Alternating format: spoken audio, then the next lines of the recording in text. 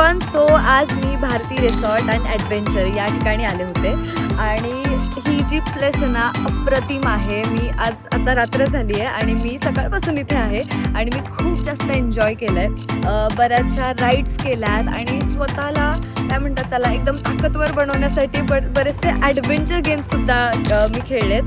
त्याच्यामध्ये झिपलाईन म्हणा किंवा फेरी व्हील असेल, ज्यामध्ये आपल्याला भीती वाटते पण ती भीती नाहीशी करण्यासाठी इथे बऱ्याच ॲक्टिव्हिटीज आहेत आणि सोबतच गेम्स आहेत. खायला सुद्धा उत्तम आणि चविष्ट आहे. त्यासोबतच इथल्या रूम्ससुद्धा अप्रतिम आहेत, एकदम लक्झरियस आणि स्वच्छ क्लीन.